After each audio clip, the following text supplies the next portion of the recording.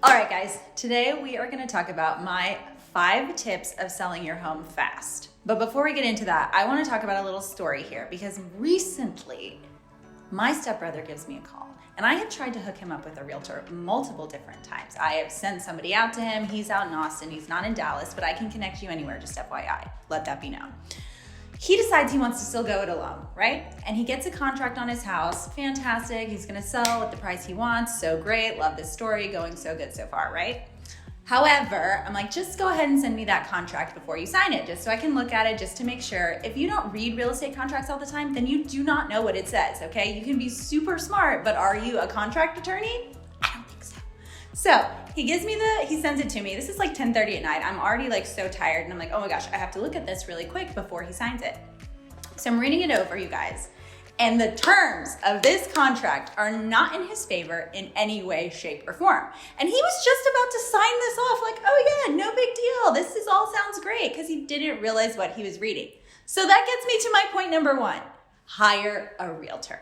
I know that this is a fast, crazy moving market and you think, oh my gosh, I'm just gonna put my house on the market and it's gonna sell so fast and I'm gonna have all these multiple offers. But what happens if you don't even know what the contract means? You don't even know what you're signing. You don't know what you're agreeing to. So there's so many reasons to hire a realtor. Me, 1, we can get to know each other.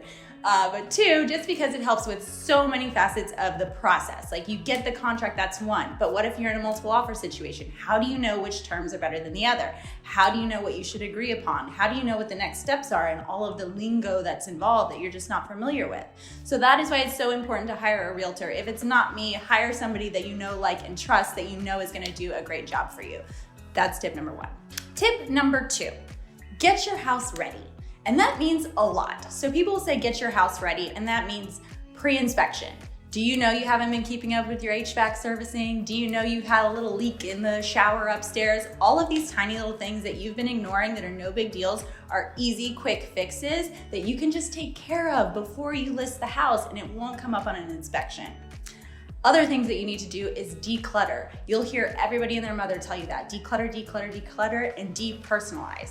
Make it so that somebody can walk into your house and they can visualize themselves in your space without visualizing you in your space. Okay, so very important. And then other things, just like looking at your baseboards, seeing if they're super dirty, looking at your fans, making sure they're clean. Do all that little stuff to get your house ready so that someone walks in, it's light, bright, airy, beautiful, they can see themselves in the space and they're not immediately pointing out all these little imperfections that we could have taken care of beforehand.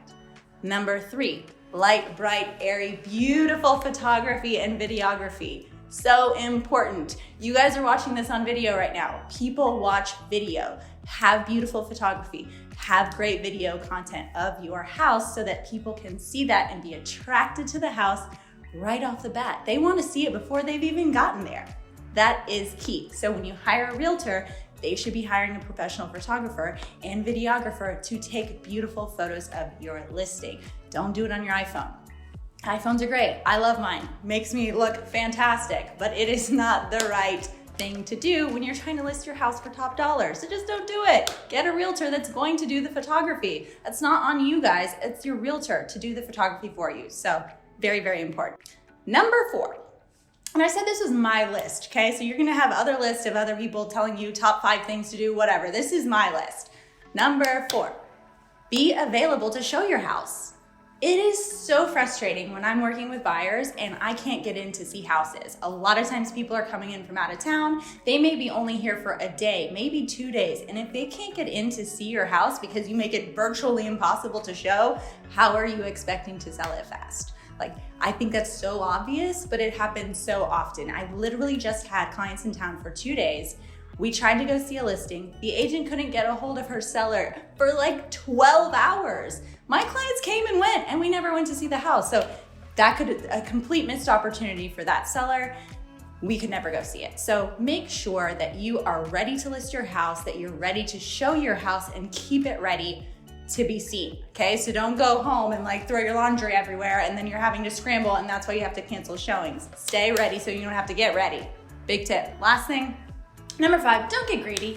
Have that number in your head. Know what you want to accept. If you list it for a certain price and that's the number that you're okay with, let's not try to get greedy, get multiple offers, just try to drag this out, because the longer you drag it out, the longer you're on the market and the longer people are like, ooh, why is nobody buying it at that price? And that's when you get those lowball offers. So know what your number is. If you get that number and it's a good acceptable offer, move forward and let's be done with it.